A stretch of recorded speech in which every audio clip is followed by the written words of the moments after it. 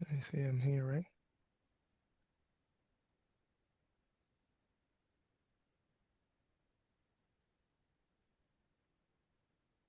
You hear me?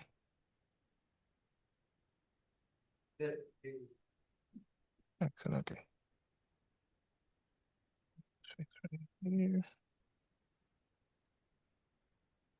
Okay. Shalom, everybody. I would like to share something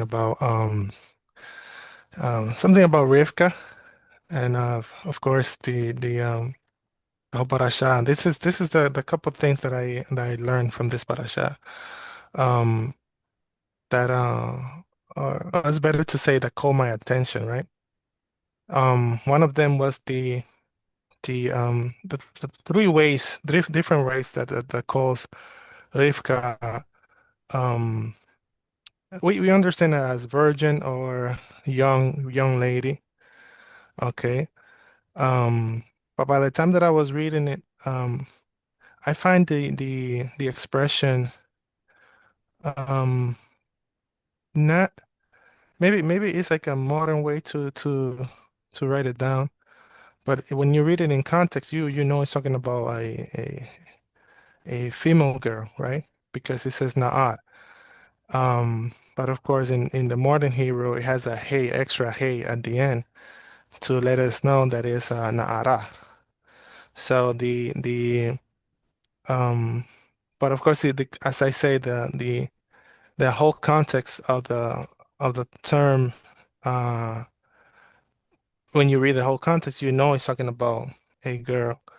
So, and it's actually doesn't have if we read it with Nikud, with the vowels, it doesn't have it in the Sefer Torah. So it make it more interesting. It has maybe have like a deeper understanding of the word. But there's three expressions that when we read in Spanish, that is my case, or in English, it doesn't feel like it's talking about doesn't feel difference between expressions. And I'm about to share about that. So Naara is a young lady. Okay, you can call it a youth. Okay, that is considered somebody that I can in the teens, like teenager or youth. Okay, um is in the Pasuk 16. So we can see that in Spanish it says la joven era de buen aspecto. So in English would be like the young lady was beautiful. It was like it has like a shiny beauty, right? And the other expression that is used is betula. That most of the time when people are talking about virgin, it mentioned betula. Okay, and then we can find that in the other way when we read it. So I have it written down right here, and it's in the it says the expression. And in Spanish again. Y la joven era una betula de quien ningún hombre había conocido. It says, if I translate this, in the youth, that is when you're talking about the Na'ara, was a betula, okay, talking about virgin. And then it says that no man was touched her before, okay.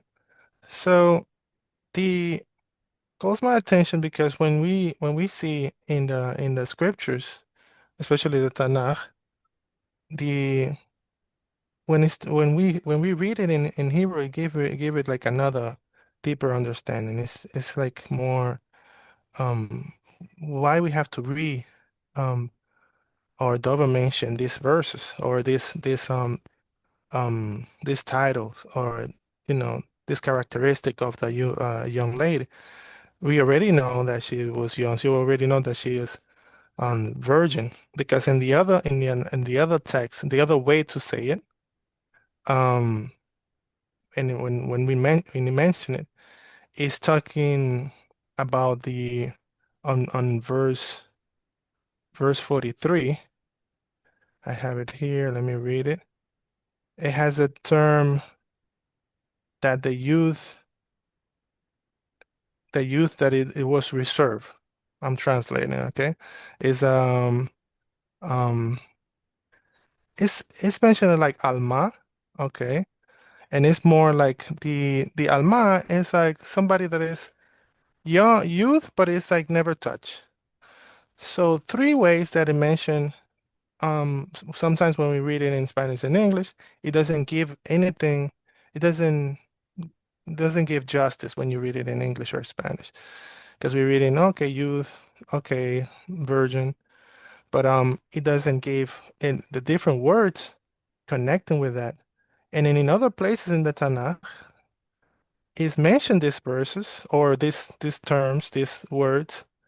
Um, for example, Na'ara, and it doesn't have to be a single. When you say sometimes it says plural. Around 60, 66 times in the whole Tanakh. When it's talking about Betula, it's talking about around 50, more or less 50 times or and Alma is the one that is not only it's only mentioned maybe 7 times in the whole Tanakh. But my what it calls really my attention is that also another scriptures about talking about virgin and Alma or Betula in the Tanakh that sometimes people fight against those verses. And then just for the simple fact that it's in this chapter in this parasha, it's giving me more strength to believe um certain points about when the Tanakh is talking about virgin. And we all know, for example, in the prophecies of an alma, will we have a a a boy, will we have a child? Sometimes people fight against that and says, well, it doesn't talking about virgin, it's talking about a youth on her age of, but in this chapter is emphasize that characteristic. It's emphasized that yes, it's youth, but it's also virgin. And then maybe that help us to understand more what the rest of the Tanakh is talking about. Because most of the time we go to the first reference to understand what other verses in the Tanakh saying. So maybe this parasha help us to understand more that point of the Vetula, the Alma, and the Na'ara. Okay. Another point that caught my attention, as the rabbi mentioned as well, um, the um, the fact of hospitality. Because as the rabbi says, he also was touched about this parasha, talking about hospitality, and it shows in the as Jews and as imitators of our fathers, of course, the good things of our fathers, because that's why we have good things and bad things. Of course, the bad things of the yes, it is in the Torah, it is in the Tanakh, the mistakes, right, that our people did. But those mistakes are there exactly for that, for us not to repeat it. And the good deeds for us to do it, for us to practice, put it in practice. So the hospitality that Abraham Abinu did with the angels, okay, with these three men that came. He probably didn't know it was angels, right? We understand that we see it after because we saw what happens after. But he saw three men, right? He opens the even the tents were open, and we all know what happened. But then now, Rivka, she she did this. She the hospitality that she reflect, and then she act on it. Um, in the opposite of her brother, you see maybe you can say, well, these two brothers and sisters raised in the same house, okay, maybe have to have the same characteristic, and pretty much no, okay. It's also showed me the how personal is this that we can, even if we don't learn that in a certain way, we can put it in practice because it's a good thing to do. The um the the fact that you share that um that sometimes your wife is doing it, and we are a witness of that. I witnessed that when we went there, and when I went there first by myself, you guys opens the door right away without, you can say, well, days like today, there's like a bunch of anti-Semitism. We don't know who's who, right?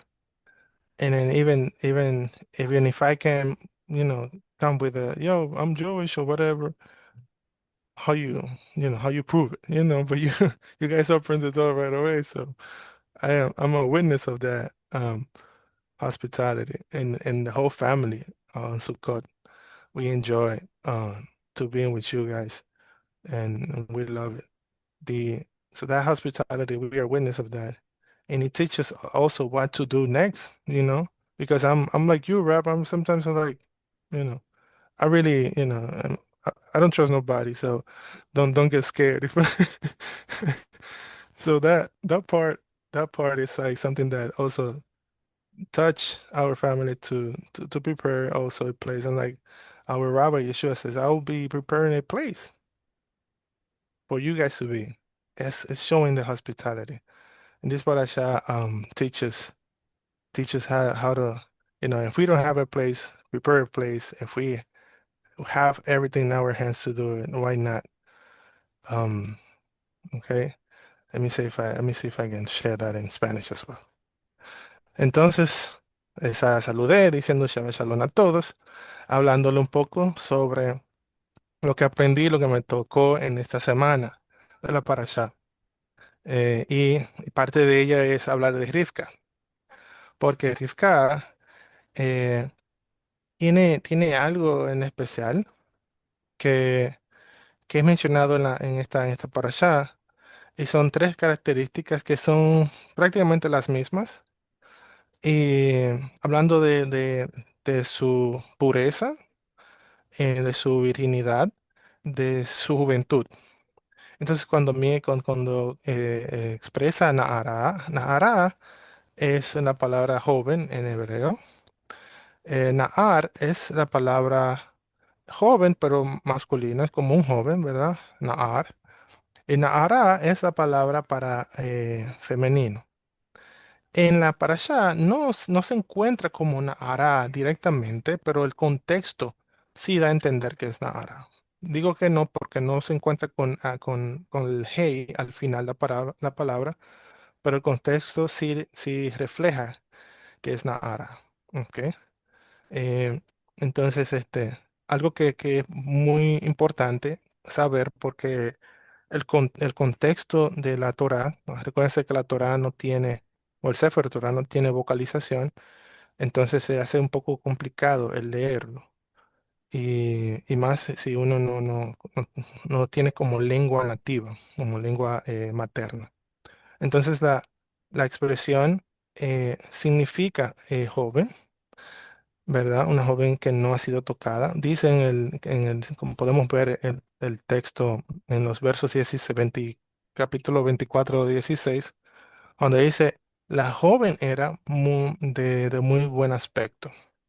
¿Ok? Entonces, esa frase refleja que, pues no refleja virginidad, aún no, pero dice la joven, ¿verdad?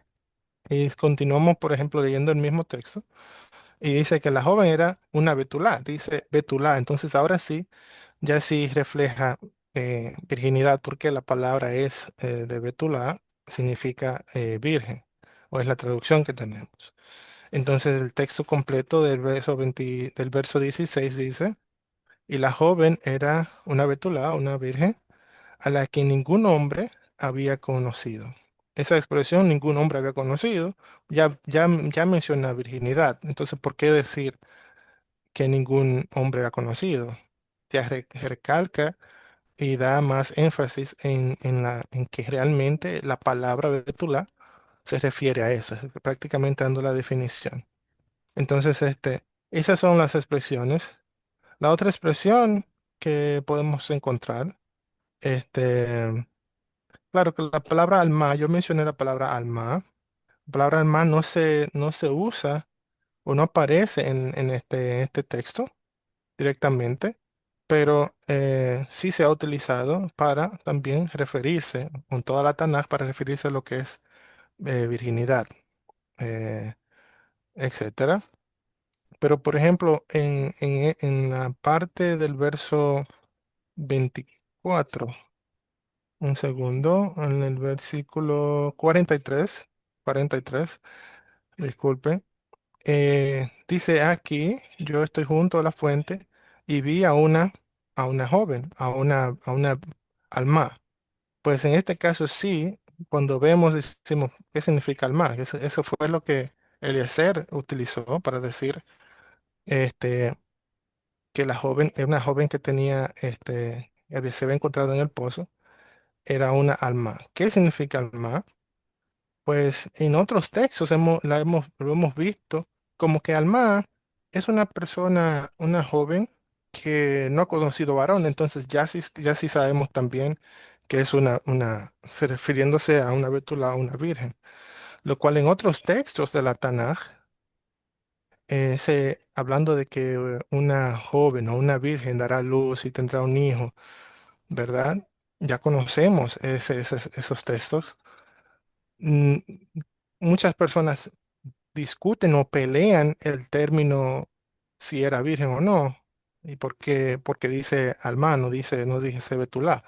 Pero sin embargo, aquí en ese texto, como por lo general, cuando uno estudia la Tanaj, uno regresa a la primera referencia para tratar de entender el significado de la palabra que ocurre más adelante. Entonces, la primera referencia hablando de Rivka sí nos da ese punto de vista, de que tanto Betulá, tanto Alma, tanto Nahará en este sentido, que es utilizado diferente, se está refiriendo este, a una virgen, una niña, una joven que no ha sido tocada por varón. Entonces, como que sí le debe dar el sentido después a nosotros viendo los otros textos de la Tanaj cuando se refiere a una virgen dará a luz. Entonces, esa es mi reflexión en cuanto a esta parte.